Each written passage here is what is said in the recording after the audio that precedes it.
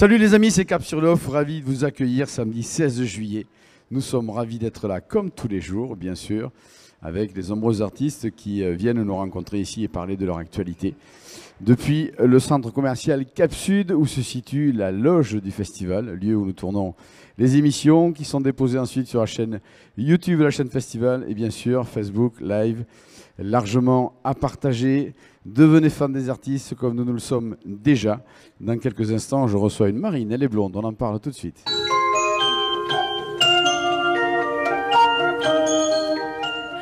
Vous êtes tous ici parce que vous voulez vous sentir mieux dans votre peau. Et on a tous un corps. Pour certains, c'est un corbillard.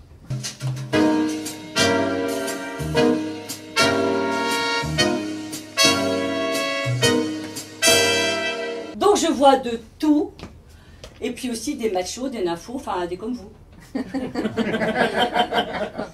Un peu de jogging de temps en temps, ce serait bien. Alors, pour perdre plus vite, je le porte 10 heures par jour, ce putain de jogging. Et vous me croirez ou pas, j'ai pas perdu 1 gramme. Belle arnaque que le jogging, hein. Ah, tu connais? La mécanique, ça te parle. De 2, le basket. Parce que c'est plus confortable que les tennis. Et moi, ça me fait dribbler de mettre la main au panier. Ni alcool, ni tabac. Hashtag balance ta balance. Y a un souci? Tous les jours, je fais de la muscu. Tous les jours, je soulève de la pente. Tu sais faire ça, toi? Eh bien oui, elle est blonde, elle s'appelle Marine, mais Marine Leclésio, et nous sommes ravis de l'accueillir ici. Bonjour Marine, merci d'être venue nous voir. Merci beaucoup de m'accueillir. Ici à Cap sur l'Off depuis Cap Sud pour un spectacle joué à la Porte Saint-Michel où les gens vont amener leur corps jusqu'à votre salle. Tout à fait. Puisque c'est de ça que vous parlez en définitive, c'est les didactes du corps imposés par le carcan social et puis on fait avec ce qu'on a et comme on peut pour être heureux. Oui, tout à fait. Le rapport au corps n'est pas quelque chose d'évident, on s'en rend compte tout au long de la vie et les dictats de la société ont tendance à nous dire comment on doit être pour se faire accepter. Moi, je viens un petit peu à contre-courant. Alors évidemment, c'est une comédie parce que c'est très drôle. Parce que vous vous moquez de tout ça. En fait, complètement, c'est complètement agace. Déjanté. C'est agaçant, comme voilà. beaucoup de gens. Évidemment, on subit cette pression-là. C'est clair. Et puis, voilà, on n'a pas tous le même corps les uns les autres et on n'a pas tous envie de tout changer non plus, en soi. Complètement. Est-ce qu'on reste soi-même parfaitement imparfait en étant soi-même ou est-ce qu'on finalement, on se tyrannise le corps pour ressembler à ce qu'on n'est pas? Je ne sais pas. Voilà, c'est la question aussi. Alors, c'est une comédie, on rit. Le sujet, il existe vraiment, il est très ancré dans la société. Est-ce qu'il a quelque chose de thérapeutique, ce spectacle? Ah oui, il y en a qui m'ont dit que c'était un soin énergétique, donc carrément en direct, puisque 1, je fais rire les gens à travers mes 10 personnages déjantés, hommes comme femmes, et 2, j'invite le spectateur à s'interroger sur la place qu'il accorde à son corps. Alors, vous-même, vous êtes très jolie, vous n'avez pas de problème particulier par rapport à ce que dicte la société. Les gens qui viennent vous voir, ils viennent vraiment chercher une solution, ne serait-ce que morale, pour s'accepter ou pour être bien? Alors je vois de tout. Il y en a qui viennent simplement pour rire. Il y en a qui viennent parce que le sujet les intrigue et qui veulent en savoir plus. Et il y en a qui viennent parce que le corps est un problème chez eux.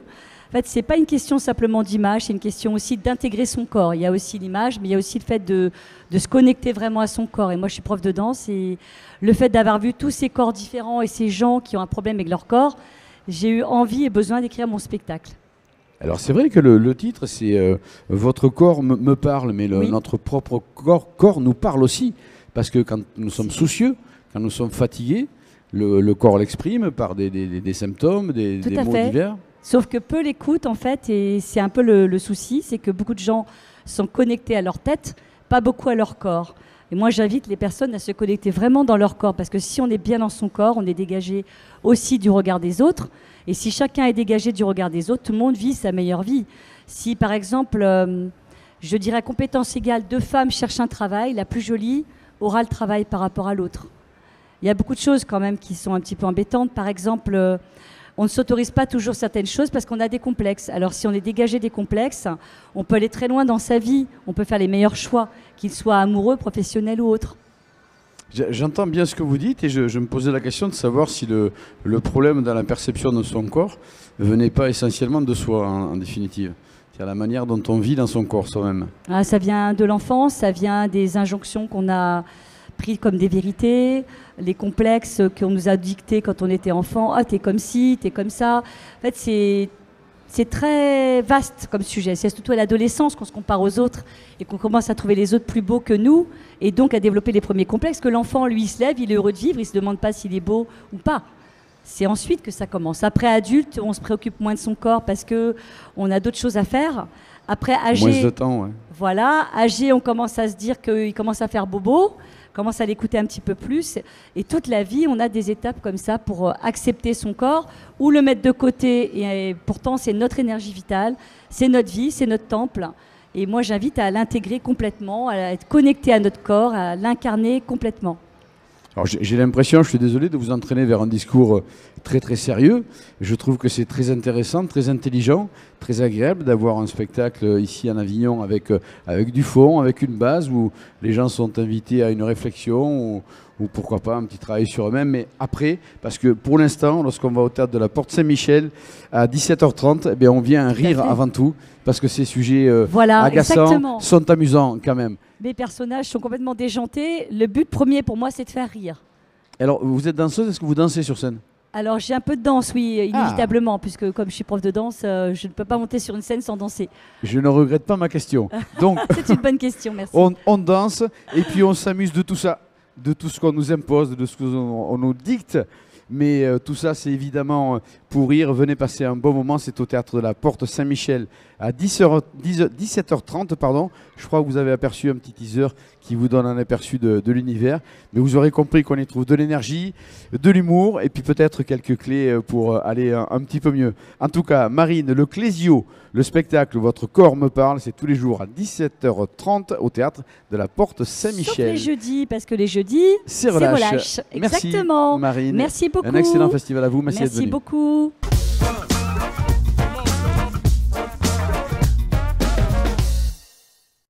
Quand je parle de lui dans l'émission, je passe de l'artiste best-of du festival d'Avignon parce qu'on en parle quasiment tous les jours. Mais je vais expliquer pourquoi je dis ça. Tout d'abord, bonjour Alexandre de Limoges, merci. Bonjour, merci de me recevoir. Alors je dis ça, artiste best-seller, parce que tous les jours je parle de vous. Vous mettez en scène plusieurs spectacles sur le festival, toujours des spectacles à succès. Et alors là, on vous reçoit aujourd'hui pour Gustave Eiffel, qui est vraiment un succès déjà très avéré. C'est la 4e édition, en tout cas pour ce Gustave Eiffel, Enfer et contre tous. On a commencé à la Tache d'encre, l'année dernière on était aux Trois Soleils, on est encore aux Trois Soleils et ça marche, c'est rempli quoi, alors on se plaint pas. Mais quelle bonne idée, parce que Gustave Eiffel, évidemment, Gustave Eiffel, tout le monde connaît la Tour Eiffel, Gustave Eiffel évidemment, mais son histoire propre, non. Peu de gens la connaissent et donc c'est très intéressant de venir découvrir ça, d'autant que le personnage a vraiment un parcours très très particulier. Oui, en fait on sait rien de Gustave Eiffel, je crois.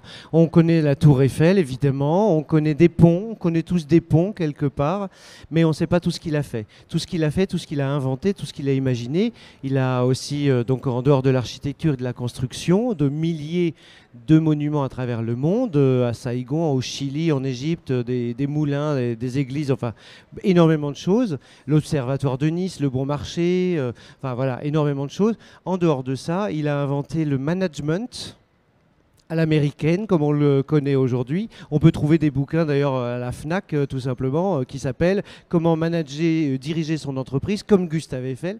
Donc c'est une référence dans le management, mais aussi il a inventé la sécurité au travail, la cantine au travail, ça paraît tout bête, mais bon voilà, des choses comme ça. C'était vraiment un précurseur, un visionnaire. Et puis c'était un Allemand, donc un traître à sa patrie à l'époque, puisqu'on sortait de la guerre avec la Prusse, hein, donc les Français le détestaient déjà du fait qu'il était allemand. Voilà, une vie passionnante. Il a vécu très très vieux, donc il a eu le temps de bosser sur l'aérodynamie, aider à l'invention des avions. Enfin voilà, des tas de choses. Oui, Et c'est vrai, et je vais rejoindre le sous-titre de votre spectacle, Enfer et contre tous. C'est un très joli jeu de mots. Gustave Eiffel, Enfer et contre tous. Parce que si on revient sur l'ouvrage emblématique qui a vraiment donné ses blasons d'or à la France et son identité mondiale, la Tour Eiffel, Enfer et contre tous, parce que il a vraiment dû faire face à une hostilité terrible. Oui, oui. Tout le monde, les politiques, à part le ministre de l'Industrie de l'époque qui a soutenu la construction de cette tour, mais sinon les politiques étaient contre lui, les artistes alors là étaient contre lui. Ça c'est de la jalousie. Maupassant, Alexandre Dumas, enfin voilà, tous les grands de l'époque. Charles Garnier, donc qui a fait l'Opéra Garnier, a été farouchement contre l'élévation de cette tour. Oui, en fait, tous les gens célèbres, à part Gauguin, mais tous les gens célèbres de l'époque étaient vraiment contre lui. Donc oui, il s'est battu contre tous et il s'est vidé les poches. Il a mis toute sa fortune dans cette entreprise qui était quand même risquée. L'Espagne avait refusé, l'Angleterre n'arrivait pas à la faire. L'obélisque de Washington fait la moitié de la tour, hein, donc n'a pas réussi à monter plus haut. Enfin, oui, c'était une gageure de monter cette tour. Quand on voit aujourd'hui, quand on constate à quel point les Français sont fiers de cette tour et à quel point le monde l'envie, à quel point... C'était pas le cas hein, au début. Non, c'est justement ça. Alors, on parle beaucoup de noms de références d'artistes, littéraires, peintres, etc. Il faut pas que ceux qui connaissent moins bien se sentent un petit peu rebootés et diront un spectacle sérieux. C'est sérieux parce qu'il y a un vrai fond que vous allez peut-être apprendre, vous revisiter, ou vous rappeler, vous remémorer. Ça rend un spectacle très très intéressant. Vous n'allez pas pouvoir voir passer l'heure et quart du spectacle. En même temps, c'est tellement surprenant et amusant qu'on se régale. Oui, je voulais pas faire un personnage complètement réaliste, donc j'arrive, on va dire costumé en Gustave Eiffel. Il y a un décor de l'époque, mais c'est un parler d'aujourd'hui avec beaucoup d'humour, beaucoup d'interaction. Non, c'est très très vivant. C'est plus qu'une conférence gesticulée. On est vraiment dans un... oui, c'est très. Par rapport à l'autre spectacle, Akhenaton, que je joue, c'est beaucoup plus léger. On est sur. Il y a énormément d'humour, oui. Il y a énormément d'humour. Et de modernité. Ça surprend, même si on est relativement littéraire, on ne sait pas tout des détails de la vie de Gustave Eiffel, et c'est absolument succulent. Il n'y a pas besoin de connaître l'histoire. On raconte une grève de charpentiers italiens au 2e étage de la tour. On est en décembre 1888. Et ces charpentiers, ces grévistes ne peuvent pas être augmentés. Ils sont déjà les ouvriers les mieux payés de France. On doit les remettre au travail dans 1 heure, puisque cette tour doit être livrée dans 3 mois. Elle va servir de porte d'entrée pour l'exposition universelle de Paris. Et donc, on ne peut pas les augmenter, mais dans 1 heure, on va les remettre au travail. Et donc, ce spectacle, hein, c'est 1 heure dans le bureau de Gustave Eiffel pour discuter du contexte social, politique, artistique, enfin, etc. Toute la révolution industrielle. Donc on utilise ce petit prétexte pour reparler de l'ensemble, de la petite histoire donc qui raconte la grande histoire, et les remettre au travail dans 1 heure. Et on va y arriver sans les augmenter. Alors comment on va faire? Voilà, c'est c'est l'objet de ce spectacle. C'est fabuleux, c'est captivant, vous l'avez compris. Alors déjà, lorsque vous circulez dans la rue d'Avignon ou lorsque vous parcourez le programme, quand vous voyez Alexandre de Limoges écrit quelque part, vous pouvez y aller, que ce soit la mise en scène ou ailleurs. Là, en l'occurrence, le spectacle est excellent, je le connais très bien. Gustave Eiffel, Enfer et contre tous, avec Alexandre de Limoges, au 3 Soleils à 17h55. Comment vous dire? Allez-y, tout simplement. Et merci Alexandre d'être venu nous voir et nous parler de ce spectacle. Merci. Bon festival.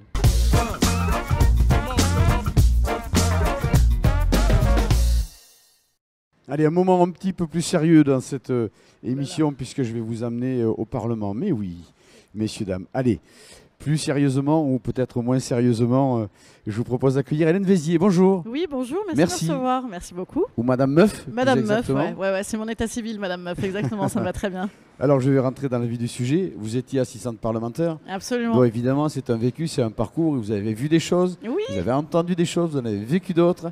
Et évidemment, alors déjà, on ne sait pas, le grand public, ce qui se passe dans ces coulisses-là. Donc c'est déjà extrêmement intéressant, comme tout milieu clos, de découvrir un petit peu. mais en plus c'est terriblement drôle. Ben, en fait, j'avais effectivement un regard privilégié, hein. J'ai travaillé 15 ans dans la vie politique. Et oui, bien évidemment, c'est assez méconnu finalement du grand public. C'est à peu près comme vous imaginez, en un petit peu pire et parfois en un petit peu grotesque. Donc effectivement, moi j'aime bien qualifier mon spectacle d'humour réaliste, puisque les élus sont quand même assez marrants et inspirants malgré eux. Et donc il y a pas mal de phrases de mon spectacle qui sont des copies comiques qui reviennent directement à mes anciens employeurs, voire à l'actualité, qui est quand même assez florissante encore. Mais je croyais que c'était extrêmement sérieux, moi, ces ambiances parlementaires. Non, c'est sérieux, ça se prend au sérieux, ça, il n'y a pas de problème. C'est sérieux sur le travail. Et puis après, il y a quand même une potacherie à la française. J'aime bien dire ça. En plus, moi, j'ai longtemps été au Sénat, donc c'est effectivement la politique un peu à la papa. Mais il y a aussi des choses qui vous ont agacé. Ah bah il y a des choses qui m'ont agacé évidemment sur en fait moi c'est un point de vue de femme, hein, c'est vu de l'intérieur par une femme et il y a quand même évidemment encore tout son lot de sexisme, oui, de petites phrases, de stéréotypes, voire pire, ouais. Donc c'est inspirant aussi et c'est des choses à dire, voilà, j'avais envie de le dire. Vous parlez dans le spectacle de gens qui vous ont vraiment exalté, émerveillé, que vous avez admiré aussi? Alors, il y en a qui ont une vision, effectivement, et puis c'est de toute façon pas à charge, en fait. Moi, je passe par ma propre histoire, par mes quelques déconvenus, mais aussi par mon enthousiasme du début. Voilà, donc c'est pas individuellement à charge contre certains élus, pas du tout, mais c'est plutôt contre le système global. Tous ces petits arrangements, comment ça fonctionne vraiment, qu'est-ce qu'on fait vraiment dans ces métiers-là, comment on est considéré, etc. Et voilà, donc... Et la meilleure manière de dénoncer, de titiller, de pousser à réfléchir, c'est évidemment par le rire. Bah oui, c'est l'humour. C'est ce que vous faites dans le spectacle, évidemment. Parce que ça a l'air très très sérieux tout ça, mais non, c'est intéressant parce qu'on ne connaît pas ce qui se passe dans les coulisses du Parlement ou du Sénat, et puis c'est extrêmement drôle. Voilà, résolument, c'est ce qu'il faut souligner. Voilà, on apprend des choses, effectivement. J'aime bien dire tout ce que je dis est vrai, même si je ne dis que des conneries. Ça, c'est quand je fly les élus dans la rue au cas où. Voilà, mais oui, c'est très proche de la réalité. Voilà, c'est très peu grossi finalement. Ça s'appelle Madame Meuf. C'est au Cinévox à 16h45.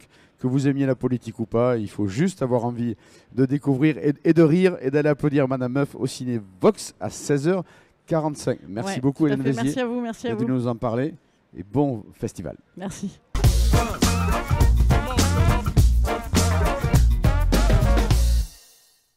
Nous sommes très heureux et très fiers à Cap-sur-l'Off de recevoir aujourd'hui Frédéric Deban. Bonjour.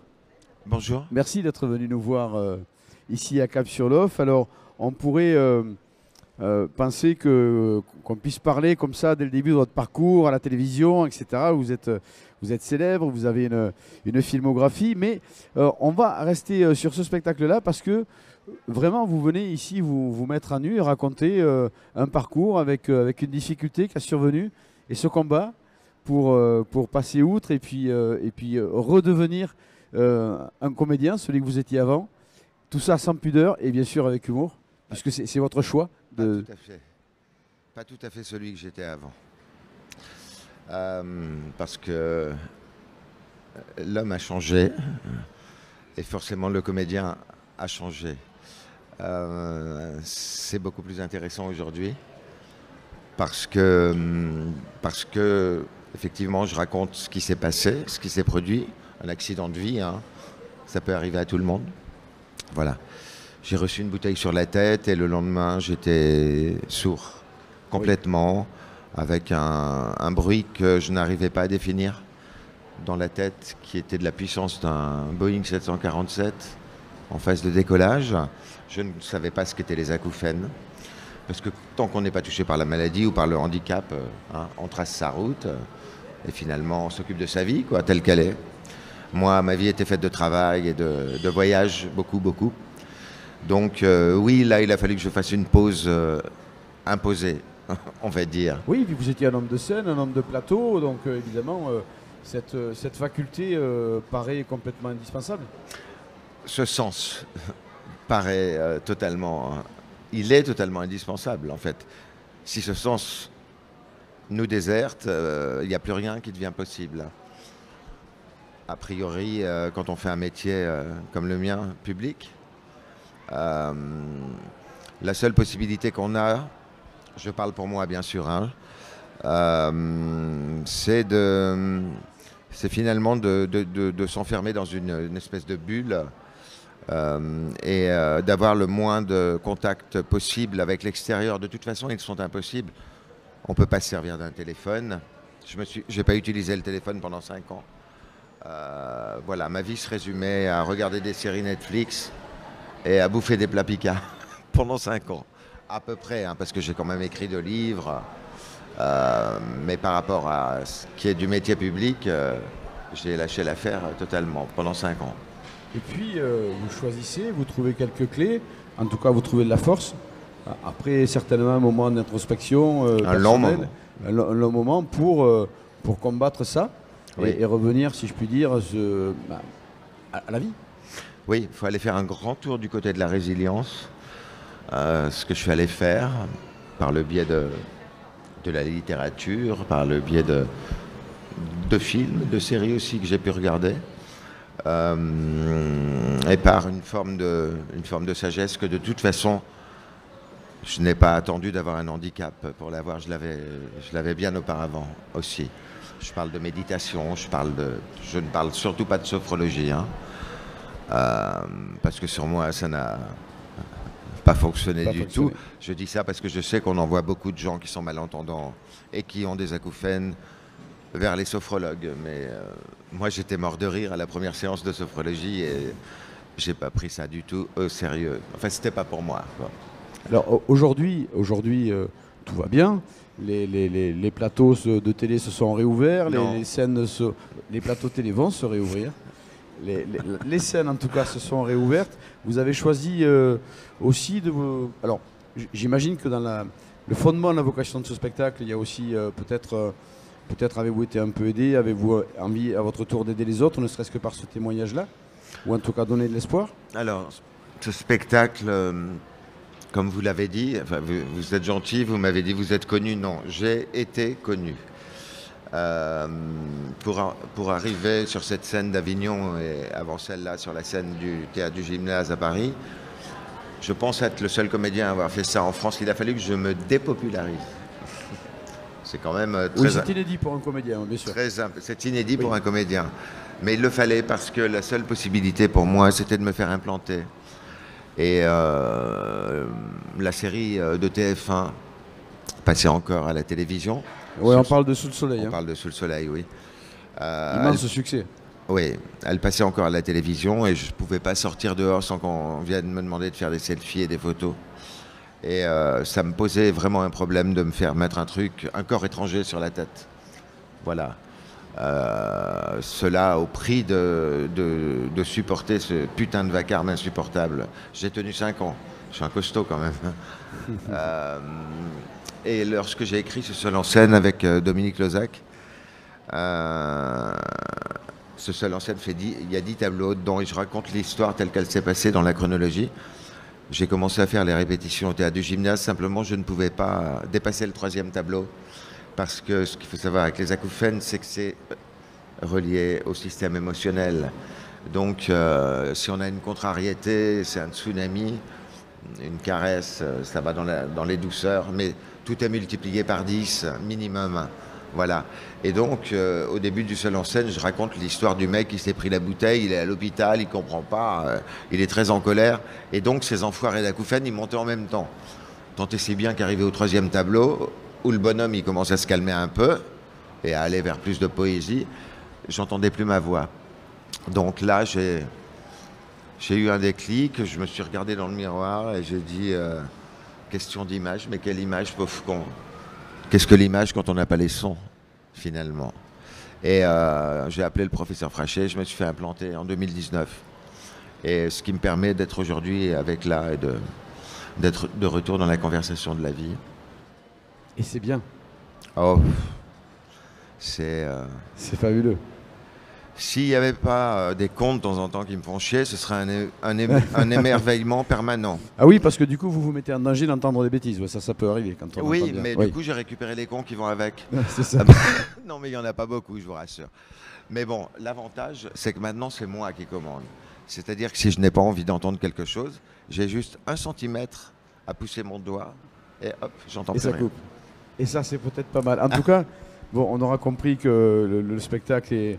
Bon, voilà, il y a le fond de votre vécu, il y a le récit de cette difficulté énorme qui tombe, des difficultés qui en découlent, du combat pour revenir à la surface, si je puis dire, etc. Mais vous l'abordez aussi par le prisme de la poésie, de l'humour aussi. Bien sûr. De l'humour, parce que c'est un important. spectacle où vous vous amusez finalement aujourd'hui de ces difficultés. Enfin, en tout cas, c'est comme ça que le message arrive. Oui, j'en rigole. J'en rigole. Et ce que je voudrais souligner aussi, c'est que ce retour, moi j'appellerais ça plutôt en ce qui me concerne une renaissance, mais ce retour sur la scène d'Avignon et auparavant sur la scène du théâtre du Gymnase à Paris, c'était pas l'histoire du comédien qui a envie de retrouver les projecteurs. Les projecteurs, je les connais par cœur. Je les ai fréquentés de l'âge de 19 ans à 45 ans. C'est pas du tout ça. Je m'en fous complètement. C'est un acte militant pour moi de monter sur scène. C'est parce que pendant ces cinq années, j'ai été parrain de plusieurs associations. J'ai mis une pétition en ligne afin que les acouphènes soient reconnus comme un handicap à part entière par la Maison du Handicap, la MDPH, qui n'est même pas pourvue d'une commission spéciale pour recevoir les personnes acouphéniques, malentendantes et sourdes. Et ça, c'est un calvaire, non seulement pour la personne qui est impactée, mais pour toute la famille. Parce que le caractère d'une personne qui est impactée change du jour au lendemain. Et la famille ne comprend pas toujours ce qui se passe. Donc moi, ce que j'essaye de faire sur scène, je pense que j'y arrive, c'est de rendre visible un handicap invisible à travers le jeu, à travers la comédie, à travers le rire aussi, à travers l'humour et à travers une certaine forme de détresse humaine aussi. Et j'entends souvent dire que les gens sont à Avignon pour se marrer, ce que je peux comprendre, mais c'est vachement important de rire. Mais dans la vie, il n'y a pas que le rire. Il n'y a pas que le rire, il y a aussi des histoires vraies qui ont été vécues par des gens et même par des comédiens célèbres. Je veux dire, je crois qu'à l'heure où je vous parle, on est plusieurs comédiens célèbres à partager nos maladies et nos problèmes. Je pense à Florent Pagny, par exemple. Bien sûr, j'allais dire comédien, chanteur, il y en a plusieurs. Que j'embrasse. Je pense à plusieurs artistes qui partagent leur... Je crois que c'est très important pour les gens du public que les personnalités montrent que nous sommes finalement des gens comme les autres et qu'on est à l'abri de rien. Qu'on s'appelle Florent, qu'on s'appelle Frédéric Deban, qu'on s'appelle, je sais pas, je vous dirais n'importe quoi, Lavoine, je touche du bois, pour qu'il lui arrive rien. Mais voilà, on est des gens comme les autres. On a simplement choisi un mode d'expression un peu différent que le tout à chacun. Et vous donnez par votre témoignage du courage aussi, des informations aussi, parce que tout le monde ne sait pas parfois comment les choses se passent, et du courage aussi certainement. Alors le spectacle, évidemment, vous avez compris que le fond est absolument quelque chose de très, dont il faut s'occuper, entendre, etc., si je puis dire. Mais encore une fois... C'est joli, je le dis dans la pièce. C'est encore une fois, c'est amené avec un peu plus de légèreté par moment, avec un peu d'humour par d'autres. C'est un spectacle qui est absolument délicieux, qu'il faut aller voir à l'Ambigu Théâtre à 20h30. Ça s'appelle Journal d'un malentendant et ses malentendus. Et c'est avec, bien sûr, avec l'expérience et le jeu de comédie de Frédéric Deban, que nous avons été ravis d'accueillir ici à Cap-sur-Lof. On vous souhaite un très très bon festival et on encourage tous les téléspectateurs à venir vous voir à l'Ambigu Théâtre à 20h30 pour Journal d'un malentendant et de ses malentendus. Merci. Et si je puis dire, bien sûr, bon entendeur, salut, je vous embrasse.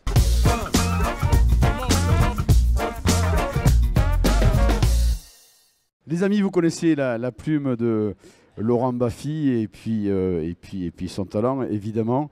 C'est une pièce qu'il a écrite et qui est interprétée à Avignon cette année par Audrey Garcia, Fabienne Louin et Dorothée Moreau, que j'accueille aujourd'hui. Merci. Bonjour, mademoiselle. Bonjour. Merci de nous accueillir. D'être venue nous voir ici par ce temps chaud à Cap Sud pour cette émission et parler de ce spectacle, Soupe Miso.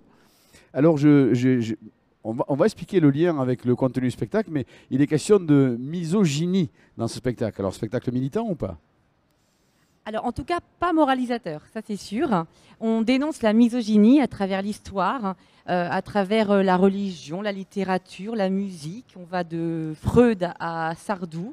Donc, on apprend plein de choses, on réentend des choses, ça fait du bien, tout en se marrant, parce que c'est la patte à Laurent Baffy. Donc, Oui, c'est le prisme qui a été choisi. Exactement. C'est quand même un sujet sérieux, la Tout à misogynie, fait. qui peut être grave parfois. Mais voilà, par le prisme et la plume de Laurent Baffy, ça devient une comédie parce que finalement, ces travers-là, on met le doigt dessus, mais on s'en amuse. Exactement. Comme il le dit, le sujet est lourd, donc l'auteur a décidé d'en rire. Mais il n'empêche qu'on traverse un petit peu l'histoire, les différents moments de sociétaux. Et on parle un petit peu de la femme et on se dit que c'est bien. Parce qu'actuellement, il y a plein de pays où elle lutte encore pour plein de choses. Et l'actualité nous montre que tout n'est pas acquis. Donc ça fait du bien de remettre un petit peu les choses en place et de reparler de tout ça. Et alors, avant de parler de vous dans le spectacle, Laurent Baffy, l'auteur, c'est un mea culpa ou c'est un... Qu'est-ce que c'est un homme qui parle de ce sujet-là? C'est étonnant, non? C'est vrai qu'on ne l'attendait pas forcément sur ce sujet, c'est ça qui est assez étonnant. Et d'ailleurs, les gens, quand on tracte dans les rues d'Avignon, nous disent « Ah oui, il s'attaque à la misogynie ». Donc, bah oui. Donc on les accroche comme ça aussi, en leur disant que voilà, lui aussi s'est intéressé à ça et qui nous surprend et qu'on apprend des choses aussi pendant le spectacle. Et c'est bien que ce soit un homme, Ouais. justement, qui soit à cette initiative. Mais absolument. Et puis ceux qui en plaisantent, comme Olivier de Benoît, au second degré, bien souvent, il faut creuser un peu pour s'apercevoir Exactement. que ce sont des hommes tout à fait avec une considération naturelle, Exactement. évidemment, pour les femmes comme pour les hommes d'ailleurs, exactement.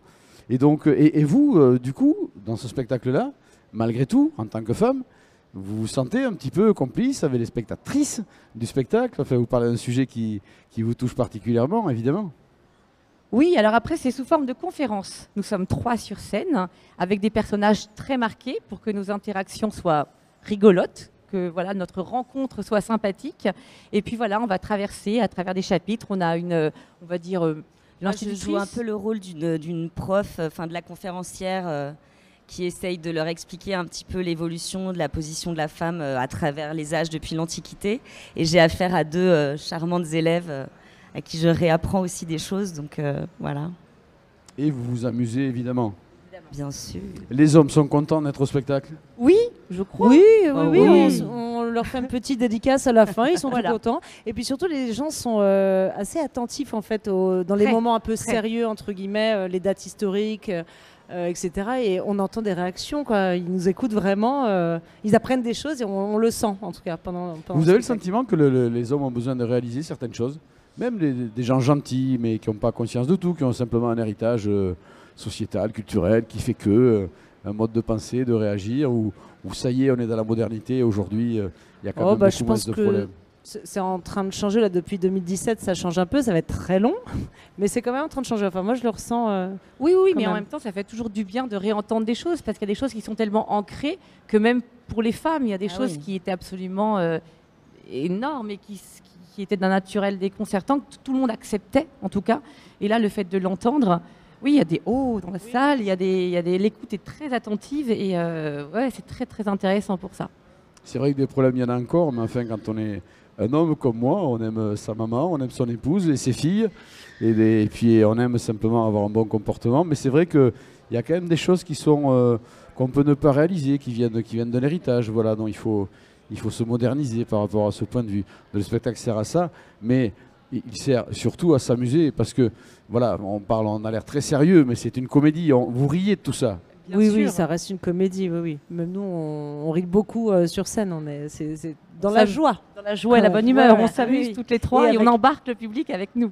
Alors j'allais dire, si vous aimez Laurent Baffy, mais tout le monde aime Laurent Baffy. Si vous aimez rire, mais tout le monde aime rire, ben vous aimerez Soupe Miso. Et puis c'est 3 charmantes comédiennes qui vous régalent sur scène. C'est au Cinévox, c'est à 22h. 20h, excusez-moi. C'est un défaut de lunettes. Si je les mets, je vais dire 20h. Voilà. 20h, absolument. Cinévox s'appelle Soupe Miso. C'est une pièce de Laurent Baffy. Et puis talentueusement et joyeusement interprétée par Audrey, Fabienne et Dorothée, qui sont venus nous voir aujourd'hui. Merci pour cela et Merci surtout beaucoup. un très bon Merci. festival. Merci beaucoup. À bientôt.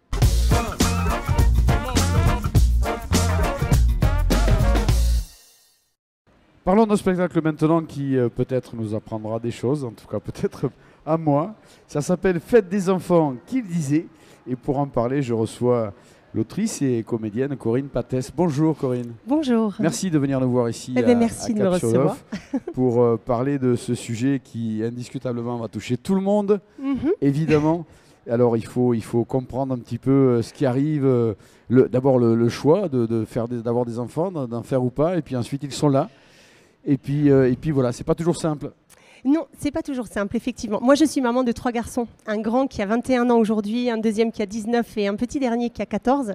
Et donc, bien consciente de la difficulté que représente le fait d'être parent. Et c'est mes enfants qui m'ont amenée vers la parentalité d'une manière générale, puisque je faisais des ateliers parents, des conférences, des choses comme ça. Et c'est ça qui m'a amenée vers le spectacle. Et c'est vrai que les enfants, de par leur innocence, leur spontanéité, leur réflexe, même quand on parle de tout petit, c'est tout à fait déstabilisant. Est-ce qu'on peut apprendre ça?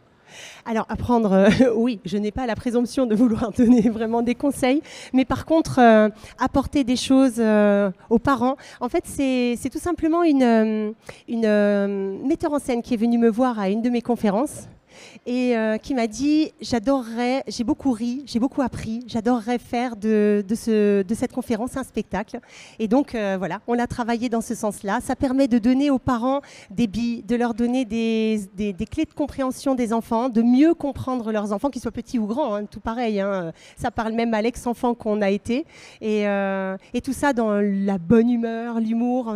Oui, parce que, si je comprends bien, déjà, lorsque vous étiez conférencière, vous avez choisi... Pour faire passer les quelques clés, les messages, vous avez déjà choisi l'humour pour faire ça, oui. Puisque les conférences étaient déjà drôles. C'est ça. Disons que dans la vie, je ne suis pas quelqu'un de très triste. Donc forcément, j'ai une manière de passer les choses qui va être, qui ressemble à ce que je suis, en fait. C'est souvent plus efficace, évidemment. C'est clair. Alors en fait, on dit que l'être humain apprend mieux quand on est dans le circuit du plaisir. Et le circuit du plaisir, c'est plaisir, découverte, intégration. Et clairement, je pense que quand on vient pour prendre des billes en tant que parent, oui, c'est préférable d'être dans quelque chose qui nous fait plaisir, où on va rire. Et là, on va retenir des choses.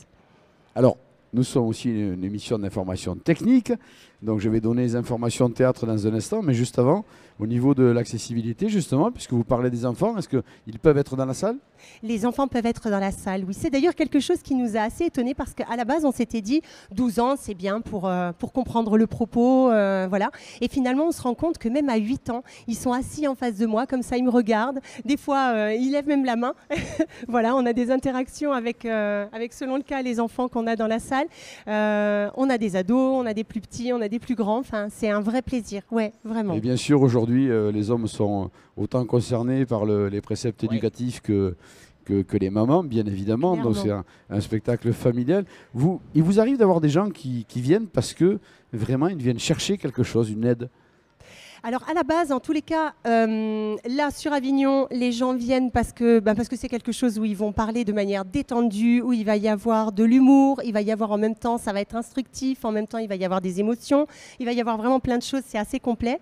Mais par ailleurs, quand je fais les spectacles effectivement partout ailleurs, les parents peuvent venir chercher, oui, des petits outils, des choses, des trucs qui vont pouvoir les aider. Et on le voit parce qu'à la fin des spectacles en général, j'ai souvent des discussions bord de scène avec les personnes. Et peut-être même que ceux qui ne viennent pas chercher ces quelques clés, ils repartent quand même avec une clé ou deux. C'est ça, c'est ça. Parce qu'ils sont surpris. Et en tout cas, évidemment, ça reste de la comédie parce que vous abordez tous ces sujets-là pour qu'ils fassent rire aussi. Ouais. Parce que c'est le spectacle. C'est un petit...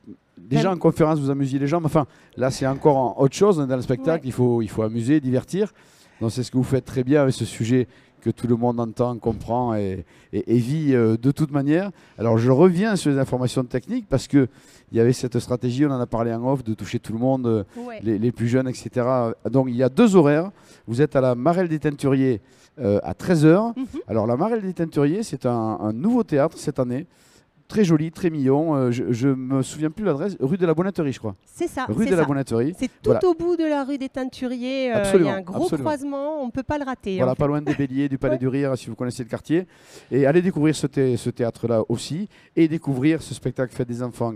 Fête des enfants, qui le disait. Et maintenant, comment on fait? C'est ça la question. Et maintenant, comment on fait? Donc ça, c'est à 13 h à la Marelle des Teinturiers. Ouais. Et puis également au Théâtre de l'Ange à 21h15. C'est ça. Théâtre de l'Ange à Tout à fait, 21h15. Voilà, dans la comme rue ça, des Teinturiers. vous avez le choix du théâtre et de l'horaire pour aller simplement vous amuser, vous divertir. Et puis qui sait, de quoi on prendra quelques Apprendre des petites choses. aides. En tout cas, on aura l'occasion de découvrir et de s'amuser avec ce sujet qui vous résonnera, c'est sûr. Faites des enfants, qu'il disait. Et maintenant, comment on fait? Marelle des Teinturiers, 13 h, Théâtre de l'Ange, 21h15.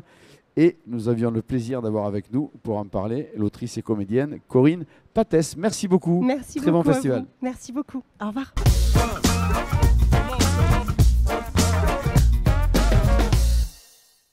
C'est un plaisir de recevoir maintenant un très très beau spectacle avec des comédiens que j'aime beaucoup. Et pour en parler, ils ne sont pas tous là, mais il y en a malgré tout deux. Avi Martiano, Anne Dessis, bonjour. Bonjour Stéphane. Bonjour. Merci. Vous avez les meilleurs. Hein, Les meilleurs sont là. Du quatuor, vous avez les meilleurs. Il n'y a qu'à dire ça. Même si je vous accompagne sur scène Didier Landucci. Évidemment, ce sont Voilà. Didier Landucci et Nelly Bechétoile qui sont d'ailleurs les auteurs de ce très beau texte. Les auteurs de ce Ils sont spectacle. co-auteurs tous les deux de ce texte très drôle, cynique, c'est de l'humour noir. Donc voilà, on est très fiers de porter leur texte et de jouer à leur côté. Mais en même temps, c'est de l'humour noir. Mais est-ce que tout un chacun n'a pas déjà eu cette petite idée sur un coup de sang, sur un moment de colère, de peut-être faire du mal? Alors, c'est la Commettre comédie, bien sûr. l'irréparable.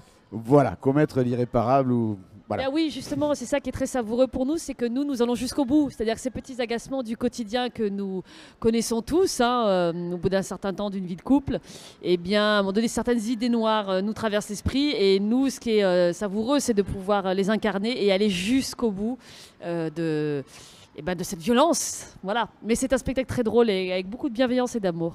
Parce qu'évidemment, quand on a des sentiments très très forts envers quelqu'un dans le bon sens, parce qu'on est très amoureux, et lorsqu'on devient ne serait-ce qu'une seconde très en colère, c'est aussi très intense. C'est exactement le sujet de départ de notre spectacle. C'est ça, c'est que quand on aime, on part du principe que quand on aime vraiment quelqu'un, il y a forcément un moment où on va passer de l'autre côté et avoir une pulsion de meurtre. Sauf qu'évidemment, dans la vie, on ne le fait pas et nos personnages vont jusqu'au bout. Ça, c'est une bonne idée de ne pas le faire. Dans le spectacle non Je plus, confirme. on risque rien, évidemment. On risque rien d'autre que de rire dans ce spectacle-là. Mais c'est Exactement. vrai que le sujet, ouais, je pense que tout le monde en a ressenti des choses proches de ça, même avec les enfants. Enfin, Oui, c'est ça. D'ailleurs, le ce spectacle est construit sous... Ce sera la suite à faire. Oui, ce sera une suite, Ce sera la suite probablement. à faire. Mais c'est vrai que le spectacle est construit sous forme de 15 tableaux. Et d'ailleurs, un des premiers tableaux, ça part justement d'une petite broutille de rien. Et c'est vraiment l'étincelle qui fait que ça va très mal tourner dans ce premier couple. Et voilà, c'est ça qui est drôle. Là, on propose 15 tableaux avec 15 situations extrêmement différentes les unes des autres. Et ce qui est intéressant aussi, c'est ce qu'on aime dans ce spectacle, c'est que ça switch tout le temps. C'est-à-dire que parfois, on pense que c'est l'un qui va mourir et finalement, c'est l'autre. Et la façon dont les rebondissements se font, c'est très surprenant pour le spectateur. et puis, encore une fois, chacun a peut-être pas osé mettre le doigt sur une pensée qu'il pouvait avoir. Et puis là, du coup, ça libère un peu, Oui, un peu tout le monde. rassure, Et d'ailleurs, vous, expiatoire. êtes-vous un peu... Alors, pas libéré, c'est le mot disgracieux, mais enfin, on vous connaît bien sûr de Plus belle la vie, qui est une histoire à rebondissement plus doux, on va dire. Oh, pas Tout d'un toujours, coup, pas vous toujours. vous lâchez là quand même. C'est vrai que c'est un registre dans lequel on n'a pas l'habitude de nous voir particulièrement, mais si on doit parler des rebondissements dans Plus belle la vie, parfois on va bien plus loin que ce qu'on raconte là dans la pièce. Mais en l'occurrence, c'est vrai que Anne et moi, d'abord, qui éprouvons beaucoup de plaisir à jouer ensemble sur des plateaux télé, on est vraiment ravis de se retrouver sur cette pièce parce qu'on aborde encore des sujets très différents, on est encore sur des registres de jeux très différents et voilà, on prend beaucoup de plaisir à être ensemble sur scène et ça se voit, je crois, les gens sont plutôt heureux de voir ça. Oui, la différence, c'est que vous les avez devant vous aussi par rapport à la télévision ou au cinéma, bien sûr, et ça, c'est beaucoup de plaisir. C'est encore une fois une vraie comédie, tout ça c'est pour faire rire. Complètement. Ce sont des sentiments qui nous ont rapprochés, effleurés les uns les autres, donc ça va parler à tous. Exactement. On est une information technique aussi, l'accessibilité jeune public. pour adhérer au spectacle et Alors en rire. écoutez, on a décidé d'interdire ce spectacle aux moins de 12 ans, en tout cas de le déconseiller aux moins de 12 ans, et finalement on a eu quelques enfants dans le public qui ont beaucoup ri, alors à qui il aurait sans doute fallu expliquer un peu plus profondément les situations qu'ils venaient de voir. Les parents ont dû sans doute devoir expliquer ce qu'ils venaient de voir, mais en tout cas ça n'a choqué personne. Il n'y a pas de sang, il n'y a pas d'effusion de sang, c'est pas gore, ça reste très drôle. Et voilà, on peut dire que c'est pas un spectacle non plus interdit. Oui, il n'y a pas il se passe rien de dramatique dedans. Je ne vais pas cacher que c'est la première fois que nous nous rencontrons tous les deux, Avi et Anne. Je suis fan de Didier Landucci qui est dans la distribution. Mais nous aussi. Qui vient des Bonimenteurs, et Nelly avec qui il joue aussi Les Hommes du Président, mais on en parlera sur une autre émission, mais vous les saluez bien de notre part. On n'y manquera pas. Puisque c'est une comédie aussi dynamique, beaucoup de personnages, 4, ça donne du rythme aussi, et c'est du spectacle de théâtre, du vrai spectacle. Tu parlais de rythme, Stéphane, je veux noter que la mise en scène qui a été magistralement orchestrée par Elric Thomas est aussi un élément très important dans ce spectacle. D'abord, il y a un rythme de dingue. On passe d'un tableau à l'autre, on passe d'une situation et d'un lieu géographique à l'autre en un claquement de doigts. Tout ça en musique, avec un peu de chant, etc. Et ça, c'est l'œuvre d'Elric Thomas et il faut le saluer pour ça. C'est très bien de souligner la mise en scène d'Elric Thomas que nous connaissons bien aussi ici. Je rappelle la distribution: Nelly Béché-Toile, Avi Marciano, Anne D6, Didier Landucci pour cette magnifique comédie à mort au Théâtre du Grand Pavois à 20h20. C'est ça. Au Théâtre du Grand Pavois jusqu'à la fin du festival, jusqu'à la fin du festival. Les relâches le mardi. Sauf les mardis. Si les spectateurs sont intéressés de venir, il faut réserver parce qu'on a la chance de remplir notre théâtre. Donc voilà. Un agréable victime de succès. Ouais. C'est très bien. Alors il vaut mieux réserver au Grand Pavois, 20h20, à mort. Et nous avons été ravis d'en parler Merci ici beaucoup. Avec Avi et Anne. Merci beaucoup. Merci à vous. Merci.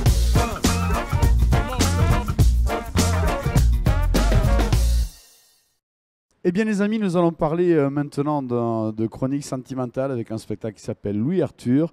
Et quoi de moins compliqué, de plus évident que de recevoir Louis Arthur lui-même, puisque vous êtes à la fois le titre du spectacle, l'auteur et le comédien. Exactement. Merci en tout cas d'être venu nous voir ici à Cap-sur-Doff pour nous parler de ce très délicieux spectacle chronique sentimentale. C'est alors, comment planter le décor? On va dire que c'est vous avez votre quête tout à fait légitime, comme beaucoup.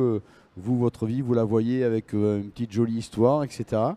Et puis, voilà, peut-être un contexte familial plutôt sérieux, où on voudrait que vous trouviez votre épanouissement maximum dans des choses culturelles, par exemple. Oui. Voilà, et l'amour peut-être après. Mais vous, c'est essentiel. Oui, moi vraiment adolescent, je voyais ma vie comme dans une comédie romantique hollywoodienne, sauf qu'effectivement aujourd'hui ma vie ressemble plutôt à un film d'auteur projeté en noir et blanc dans un cinéma d'arrêt d'essai. Et en fait tout le spectacle est vraiment autour de ça, en fait, de la quête du sentiment amoureux, et il va y avoir un petit élément déclencheur au début du spectacle, qui est une lettre que je vais recevoir, qui va me plonger dans tous mes souvenirs d'adolescence des années 90 jusqu'à aujourd'hui, pour m'amener à prendre ma vie en main. Mais est-ce qu'on peut vraiment prendre sa vie en main quand on fantasme tout comme dans une comédie romantique? Vaste sujet. Oui, ce sont des rêves de jeunesse, quelque part, des fantasmes, enfin en tout cas des rêves de poésie, des rêves d'amour tout à fait légitimes. Alors je précise parce que je vous ai posé la question en off, il n'est pas question de difficultés liées au principe d'homosexualité, par exemple, non. Puisque c'est le cas dans le personnage du spectacle-là. Oui, tout à fait. C'est un sujet qui, voilà, c'est dans l'histoire, oui. C'est une quête naturelle qui est universelle, que ce soit les hommes vers les hommes, les femmes, etc. Exactement. Mais voilà, c'est dans l'histoire, donc je le précise parce que le sujet essentiel n'est pas là. Le sujet essentiel est vous, avec vos rêves naturels de très très jolies histoires d'amour, et puis un contexte plus sérieux qui vous ramène à des choses, encore une fois, plus plus sérieuses ou voilà, peut-être on comprend mal autour de vous que vous ne soyez pas pleinement épanoui. Voilà, moi je découvre vraiment mes premiers émois amoureux avec le film La Boum avec Sophie Marceau, alors que mes parents sont plutôt fans d'Éric Rohmer ou de Tarkovsky. Enfin voilà, on est sur un côté plutôt masqué la plume, alors que moi je suis fan de La Boum. Donc c'est voilà, plutôt comment parler de toute cette naïveté qu'on peut avoir quand on est un adolescent et qu'on vit ses premiers émois comme dans les comédies romantiques, alors qu'on a tout un contexte familial qui nous ramène vers des choses beaucoup plus sombres et plus difficiles. Alors est-ce qu'il y a dans le spectacle quelque chose d'un tantinet militant sur le principe de accrochez-vous à vos rêves, à garder votre cap, voilà, ne vous laissez pas absorber par un contexte ou un univers? Oui, effectivement, si je devais caractériser cette histoire, c'est une sorte de personnage, c'est une sorte de Pierre Richard sentimental, c'est-à-dire que je me prends toujours les pieds dans le tapis, et le côté rocambolesque effectivement de mes histoires amoureuses, plutôt avortées dans l'ensemble, fait qu'effectivement je les enchaîne, mais je n'abandonne jamais. Et c'est une comédie sentimentale, donc il y aura forcément un happy end qui fait qu'on ressort avec un grand sourire en disant bon allez, on peut quand même s'accrocher, effectivement continuer d'y croire, tout à fait. Et c'est vrai que vous parlez du pied dans le tapis et de Pierre Richard, mais c'est une comédie effectivement, voilà, vous vous trompez de route, vous avez des embûches, etc. Et ça on en rit, c'est fait pour ça aussi. Oui, exactement. Évidemment ces parcours. Après chacun retiendra comment expliquer, ou puisera une petite aide dans sa propre compréhension, tout à fait, ou motivation sur son chemin, mais en tout cas on reste sur un spectacle qui est fait pour être léger, drôle et s'amuser. Pour les enfants, on peut le conseiller à partir de quel âge? On le conseille plutôt à partir de 13 ans. Voilà, 13 ans. À partir de 13 ans, ouais. 13 on a eu une puis, jeune fille de 12 ans qui a plutôt bien, même beaucoup aimé le spectacle. Et en fait, les petites difficultés de compréhension un peu plus jeunes sont plutôt liées au contexte des années 90, puisqu'il y a beaucoup de références liées à la pop culture. On parle beaucoup de films, de musique, etc. des années 90. Donc ça peut un petit peu handicaper des fois la compréhension, même si j'explique les références. Voilà, c'est un petit peu plus compliqué. Donc à partir de 13 ans, c'est quand même mieux. 13-14. 13 ans pour bien profiter du spectacle. Et puis après, pas de limite, parce que l'amour peut démarrer à n'importe quel âge. Mais tout à fait. Et il n'est jamais trop tard pour se réaliser. Exactement. Voilà, et être heureux. Louis Arthur, chronique sentimentale, c'est à la Tache d'encre, un très joli théâtre, à 10h30 le matin jusqu'au 30 juillet. Exactement. Eh bien, nous avons été ravis de parler de ce joli spectacle. Louis Arthur, chronique sentimentale, à la Tache d'encre, à 10h30. Merci, un très bon festival. Merci à vous, et bon festival également.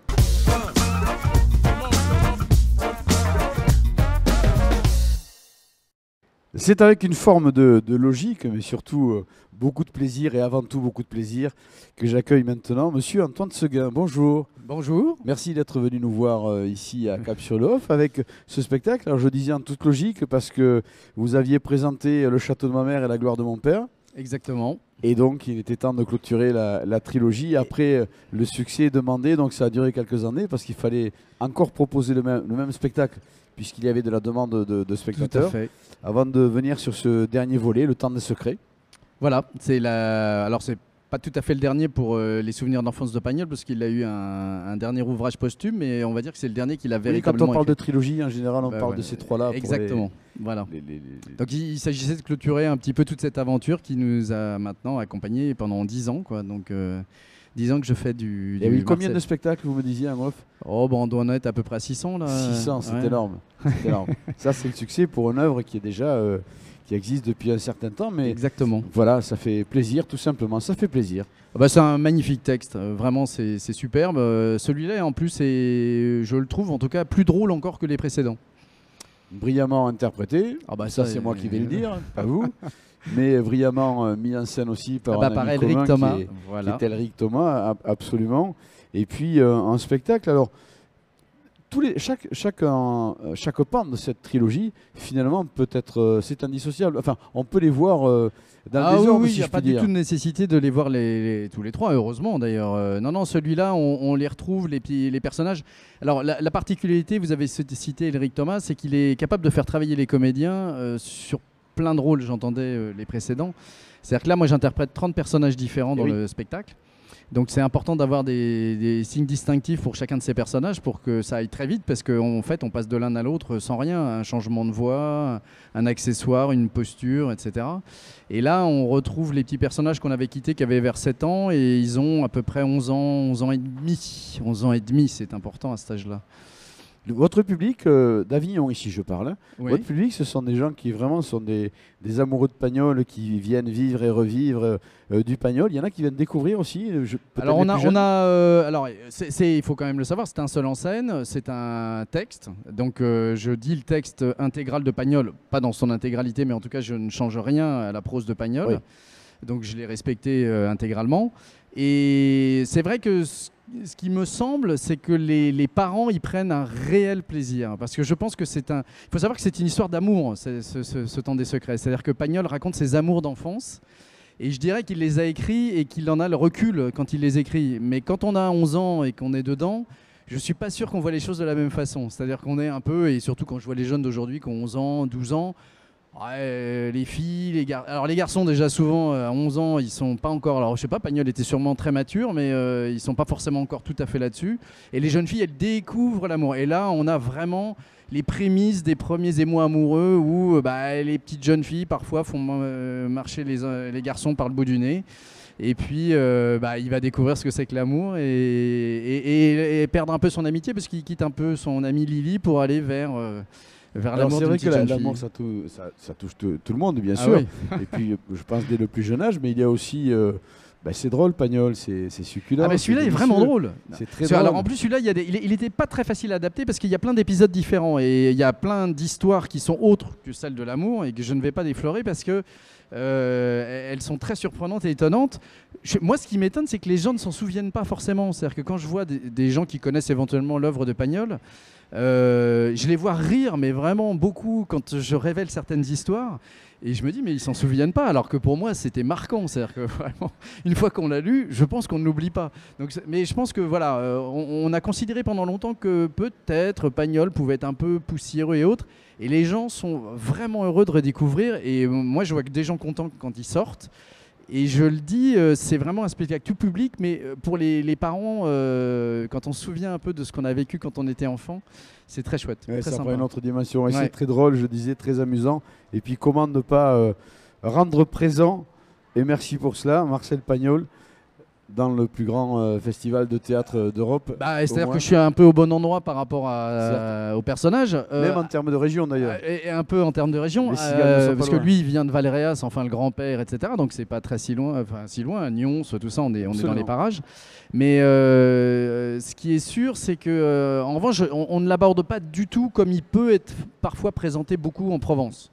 C'est-à-dire que j'ai pas tout le temps l'accent, je l'ai un petit peu, mais pas énormément. Et ça a été une demande de la famille. C'est-à-dire Nicolas Pagnol, avec qui on a travaillé et qui évidemment nous a autorisé à monter ce spectacle, les trois nous avait demandé quand on en avait parlé il avait voulu que la carte postale un peu provençale soit un peu gommée pour que ça soit plus universel.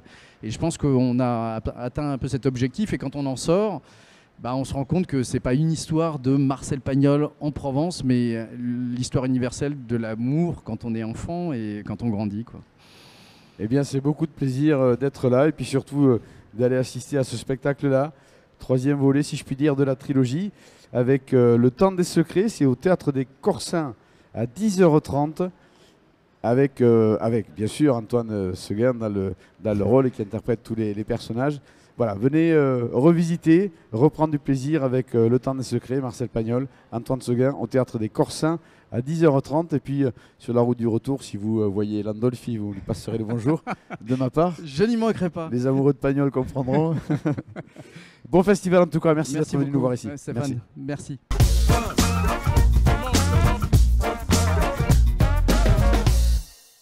Mais quelle est donc la face cachée du Walters Cabaret ? Eh bien, on va tenter de percer ce mystère. Allez, pardon pour les plaisanteries, mais je reçois une partie de la troupe, puisqu'il y a Manon, auteure et comédienne. Bonjour, tout à fait. Et Mathieu, qui est le metteur en scène ? Assistant metteur en scène. Voilà. Bonjour. Et puis sur scène, vous êtes avec Raphaël, Juliette et Félix, que nous saluons, dans ce spectacle. Alors, la face cachée du Walters Cabaret. Quoi dire dessus ? On se situe à l'aube des années 30. Avec ce que ça sous-entend de côté sombre, voilà, la Tout à mafia, fait. enfin, etc. Tout à fait. Dans l'ambiance musicale aussi, dans le cabaret. Ambiance musicale, on est vraiment dans l'ambiance prohibition, cabaret, 1930, paillettes, ça swing, ça chante, ça danse. Et au milieu, en même temps, voilà, d'une espèce de Cluedo, d'un jeu où il y a forcément, il y a forcément, non, il y a en tout cas dans votre histoire une enquête, des choses à découvrir, il se passe des choses, des situations à résoudre, et pour cela, vous faites, en plus de divertir, intervenir le public. Tout à fait. On a écrit un spectacle. En fait, Raphaël et moi qui avons écrit ce spectacle sommes très fans des escape games, des Cluedo, des livres dont vous êtes le héros qu'on lisait quand on était petit. Donc on a décidé d'écrire un spectacle qui se rapproche de ces concepts-là. Donc c'est un spectacle à la frontière entre la pièce de théâtre musicale traditionnelle et le jeu, le Cluedo, l'escape game. Donc on suit 4 personnages. Il y a eu un meurtre dans ce cabaret et c'est au public de résoudre l'enquête et de trouver qui a fait le coup parmi les 4 protagonistes qui sont sur scène. Oui, c'est ça l'originalité, c'est qu'en fait le public participe et vous fait avancer, avance en même temps que vous dans l'enquête. Tout à fait. Donc le meurtre peut ne pas être trouvé. Alors, ça dépend des soirs. Effectivement, il y a 2 fins alternatives, la bonne et l'autre fin. Le public ne résout pas toujours l'enquête, effectivement. C'est du plaisir, c'est de la musique, c'est du théâtre. Vous êtes nombreux sur scène. Il y a du décor ? Oui, on est 4 sur scène. On est dans une rue, donc le décor est assez simple. Un lampadaire, des poubelles, un cendrier, un décor un peu de rue abandonnée, de rue déserte à l'arrière d'un cabaret et une enseigne qui signifie l'entrée des artistes du cabaret. Et ça se passe donc au théâtre de la Carretterie. C'est à 22h15. Vous y êtes jusqu'au 30 juillet, jusqu'à la fin du festival. Voilà, alors quand on parle de théâtre, quand on parle de festival d'Avignon, ben que dire de la musique, un cabaret, 4 comédiens sur scène. Et c'est tout à fait délicieux comme programme, donc merci pour cela. Et puis, quoi dire d'autre que allons-y tous pour voir ce spectacle. Et peut-être vous vouliez saluer la metteuse en scène. Alors oui, donc moi je suis assistant metteur en scène de Maëlys Segui qui n'a pas fait que la mise en scène. Elle a aussi écrit et composé les musiques du Walters Cabaret. Ce sont des musiques composées, d'accord. Tout est original. Bravo. Tout est une création, il n'y a rien que vous avez déjà vu ni entendu dedans. Un spectacle de toute façon à découvrir. La face cachée du Walters Cabaret. Dernière question technique pour les enfants, pour qu'ils adhèrent au spectacle et ils prennent du plaisir. Avant 14 ans, pour être indépendant, on parle quand même de meurtre, alors c'est quand même un sujet qui est compliqué. 14 ans. Très bien. Plutôt 14 ans. Concernant l'horaire à 22h15, un peu victime de notre succès, il faut le dire, on est sur liste d'attente quasiment tous les soirs. On est très heureux de tout ça, mais par contre on déteste refuser des gens devant le théâtre. Non, il faut réserver. Alors pensez franchement à réserver. Il faut réserver. Si vous voulez venir nous voir. Il y a une petite particularité dans le spectacle. À l'entrée du public, chaque spectateur reçoit un dossier d'enquête. Il est personnel, vous pouvez le garder quand vous sortez de la salle. Et un stylo. Et un stylo, très important le stylo. À retourner à la fin du spectacle. Et dans ce dossier d'enquête, il y a tout ce que la police a retrouvé à l'intérieur du cabaret sur la scène de crime. Et donc, le public a également un support pour résoudre l'enquête, en plus de ce qu'ils vont voir sur scène. Et cela s'appelle la face cachée du Walters Cabaret. Pensez à réserver, théâtre de la Carretterie, 22h15 jusqu'au 30 juillet. Merci, bravo, continuez, bon festival. Merci beaucoup.